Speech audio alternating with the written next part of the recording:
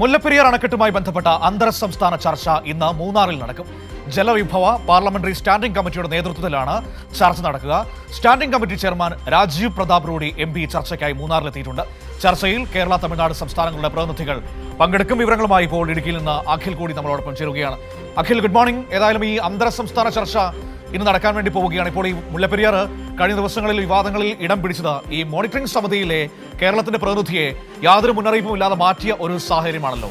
ആ പശ്ചാത്തലത്തിൽ കൂടിയാണല്ലോ ഇപ്പോൾ ചർച്ച നടക്കാൻ വേണ്ടി പോകുന്നത്. അപ്പോൾ ആ വിഷയമടക്കം ഇന്നത്തെ ചർച്ചയിൽ ഉയർന്നു വരുമോ?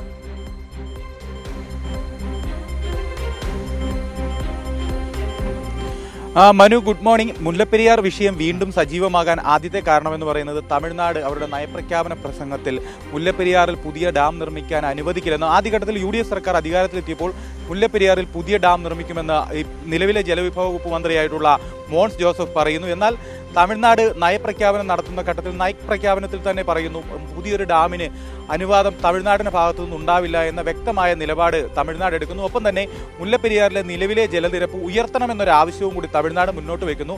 ഇതിനുശേഷമാണ് മുല്ലപ്പെരിയാറിലെ വിദഗ്ധ സമിതി, മുല്ലപ്പെരിയാർ അണക്കെട്ടുമായി ബന്ധപ്പെട്ട വിദഗ്ധ സമിതിയിൽ നിന്ന് കേരളത്തിന്റെ പ്രതിനിധിയായുള്ള TR ശിവരാജനെ യാതൊരു മുന്നറിയിപ്പുമില്ലാതെ, കേരളത്തിന് യാതൊരു അറിയിപ്പും നൽകാതെ UDF സർക്കാർ അധികാരത്തിലെത്തിയതിന് തൊട്ടു പിന്നാലെ ആ സമിതിയിൽ നിന്ന് നീക്കം ചെയ്യുന്നത്. ഇതിനെല്ലാം പിന്നാലെയാണ് ഇപ്പോൾ രാജീവ് പ്രതാപ് റൂഡി MP നേതൃത്വത്തിലുള്ള ജലവിഭവ പാർലമെന്ററി കാര്യ സ്റ്റാൻഡിംഗ് കമ്മിറ്റിയുടെ നേതൃത്വത്തിൽ ഒരു ചർച്ച, അന്തർ സംസ്ഥാന ചർച്ച ഇന്ന് മൂന്നാറിലെ ഒരു സ്വകാര്യ ഹോട്ടലിൽ വെച്ച് നടക്കുന്നത്.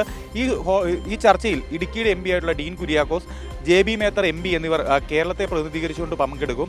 ഒപ്പം തന്നെ ജലവിഭവ അസിസ്റ്റന്റ് സെക്രട്ടറി അടക്കമുള്ള ഉദ്യോഗസ്ഥർ, മുല്ലപ്പെരിയാർ അണക്കെട്ടുമായി ബന്ധപ്പെട്ട ഉദ്യോഗസ്ഥരൊക്കെ ഈ യോഗത്തിൽ പങ്കെടുക്കുന്നുണ്ട്. തമിഴ്നാടിന്റെ ഭാഗത്തു നിന്നും ഉദ്യോഗസ്ഥർ പങ്കെടുക്കും.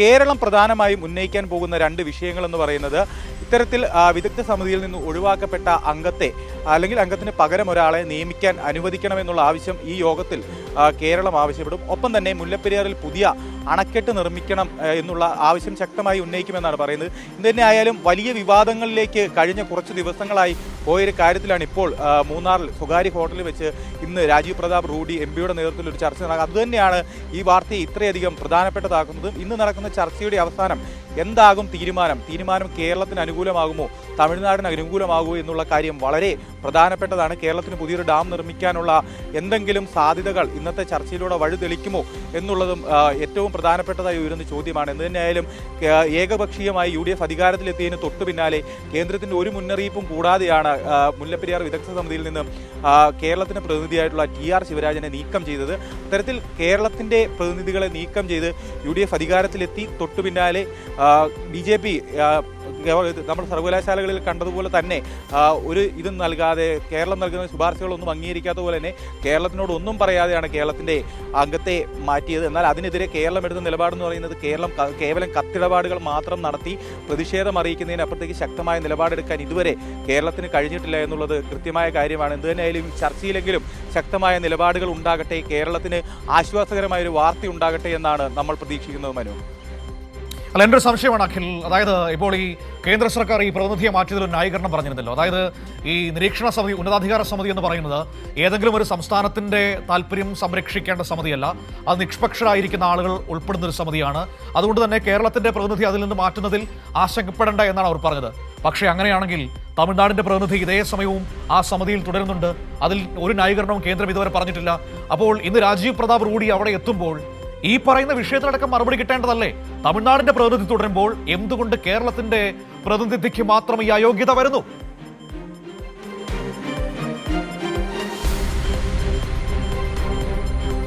തീർച്ചയായും മനു, അതായത് ആദ്യഘട്ടത്തിൽ നമ്മൾ പറഞ്ഞതുപോലെ നയപ്രഖ്യാപന പ്രസംഗത്തിൽ തമിഴ്നാട് മുല്ലപ്പെരിയാറിൽ പുതിയൊരു ഡാം അനുവദിക്കില്ല എന്ന് ഉറപ്പിച്ചു പറയുന്നു. നയപ്രഖ്യാപനത്തിലൂടെ അവർ അത് ഒന്നുകൂടെ ഉറപ്പാക്കുന്നു. രണ്ടാമതായി അവർ മുല്ലപ്പെരിയാറിൽ ജലനിരപ്പ് ഉയർത്തണമെന്ന് പറയുന്നു. ഇതിന് തൊട്ടു പിന്നാലെ ഏകദേശം 2 ദിവസങ്ങളുടെ ഗ്യാപ്പ് മാത്രമെടുത്താണ് കേന്ദ്രത്തിന്റെ ഭാഗത്തു നിന്ന് ഇത്തരമൊരു ഏകപക്ഷീയമായ നിലപാടുണ്ടാകുന്നത്. തമിഴ്നാടിന്റെ പ്രതിനിധിയെ നിലനിർത്തിക്കൊണ്ട് കേരളത്തിന്റെ പ്രതിനിധിയായിട്ടുള്ള TR ശിവരാജനെ വിദഗ്ധ സമിതിയിൽ നിന്ന് ഒഴിവാക്കുന്നു. അതിന് കാരണമായി ഒരു കാര്യവും പറയുന്നില്ല എന്നുള്ളതാണ്. കേരളത്തെ ഒരു ഘട്ടത്തിലും കേരളം ഒഴിവാക്കിയതിനു ശേഷമാണ് കേരളത്തിലെ UDF സർക്കാർ അല്ലെങ്കിൽ ജലവിഭവ വകുപ്പ് മന്ത്രി അടക്കമുള്ള ഇടുക്കിയുടെ MP അടക്കമുള്ള, ഇപ്പോൾ നമ്മൾ പറഞ്ഞതുപോലെ ജലവിഭവ പാർലമെന്ററി സ്റ്റാൻഡിംഗ് കമ്മിറ്റിയിലെ അംഗമാണ് ഇടുക്കിയുടെ MP ആയിട്ടുള്ള ഡീൻ കുര്യാക്കോസ്.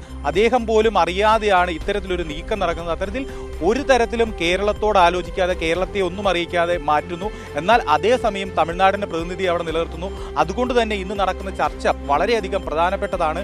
ആ ചർച്ചയിൽ ഇന്ന് ഇത്തരത്തിൽ ഉദ്യോഗസ്ഥ തലത്തിലാണ് ചർച്ച നടക്കുന്നതെങ്കിലും ഇടുക്കിയുടെ എം പി ആയിട്ടുള്ള ഡീൻ കുര്യാക്കോസും JB മേത്തർ എംപിയും ഈ ചർച്ചയിൽ പങ്കെടുക്കുന്നുണ്ട്. ഈ ചർച്ചയ്ക്ക് ശേഷം ഉരുത്തിരിയുന്ന തീരുമാനങ്ങൾ എന്താണ്? മുല്ലപ്പെരിയാറിൽ കേരളം എന്തെങ്കിലും പ്രതീക്ഷ വെക്കണമോ എന്നുള്ളതാണ് ഒന്നാമത്തെ കാര്യം. രണ്ടാമത്തെ കാര്യം, TR ശിവരാജന് പകരമായി വിദഗ്ധ സമിതിയിൽ മറ്റൊരാളെ ഉൾപ്പെടുത്താൻ കേന്ദ്ര സർക്കാർ തയ്യാറാകുമോ? മോൻസ് ജോസഫ് കഴിഞ്ഞ ദിവസങ്ങളിൽ പറഞ്ഞത് നമ്മൾ കത്തയച്ചിരുന്നു, ആ കത്തിന് മറുപടിയായി ഉൾപ്പെടുത്താൻ തയ്യാറാകാം എന്നാണ് കേന്ദ്രം അറിയിച്ചിരിക്കുന്നത് എന്നാണ് കഴിഞ്ഞ ദിവസം ജലവിഭവ വകുപ്പ് മന്ത്രിയായിട്ടുള്ള മോൻസ് ജോസഫ് പറഞ്ഞ. ഇത്തരത്തിൽ ശക്തമായ നിലപാടുകൾ സ്വീകരിക്കാതെ ഒഴുക്കൻ മട്ടിൽ കാര്യങ്ങൾ കൈകാര്യം ചെയ്യുന്നു എന്നതിൻ്റെ ഒരു പരിണിത ഫലം കൂടിയായിരുന്നു ഇത്തരത്തിൽ തമിഴ്നാടിന് അനുകൂലമായിക്കൊണ്ട് ഏകപക്ഷീയമായ നിലപാടെടുത്ത് കേന്ദ്ര സർക്കാർ മുന്നോട്ട് പോകുന്നതിന് ഏറ്റവും വലിയ തെളിവായി തന്നെ ഇതിനെ കാണണം.